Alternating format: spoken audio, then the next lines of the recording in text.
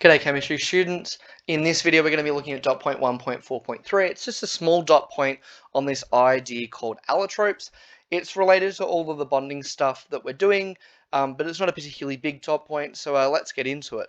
So first off, an allotrope is an element, but the difference between different forms of the same element, or what makes something an allotrope, is that it has a different chemical formula because the molecules are made from a different number of atoms, or even probably a better way to define it is that each version of the element has a different structure.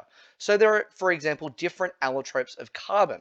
Carbon can exist as diamond, it's pure carbon. Diamond is only made from carbon atoms, but so is graphite, which we find in pencils.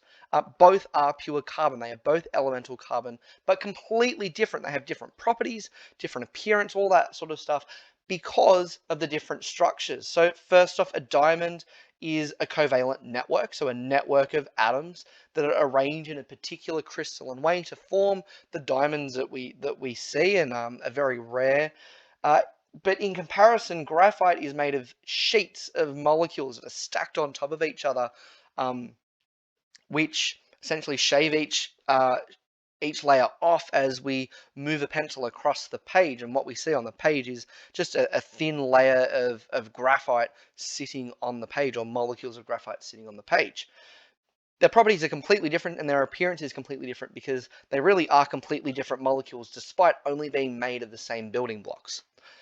Now, there are other kinds of allotropes of carbon too. We've already talked about graphite and we've talked about diamond, so single molecules in sheets and covalent networks. We also have amorphous carbon, so things like soot, which is just pretty much pure carbon, but there's no real structure to the way that all of those bonds form.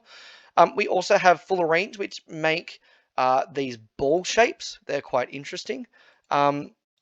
We also have these things called carbon nanotubes, which are tubes of carbon, and graphene, which are similar to graphite. They form sheets too. But we can also have other non-carbon allotropes as well. So for example, there are 3 different kinds of phosphorus, and these are all made of phosphorus atoms and phosphorus atoms only. But there's white, black, and red phosphorus as well. And so in fact, it not only can the properties of an allotrope change, but also its color. Now that's really all we need to know about allotropes. Again, it's not a particularly big dot point, but in the next video we're going to be looking at inter and intramolecular bonding. But until then, catch ya.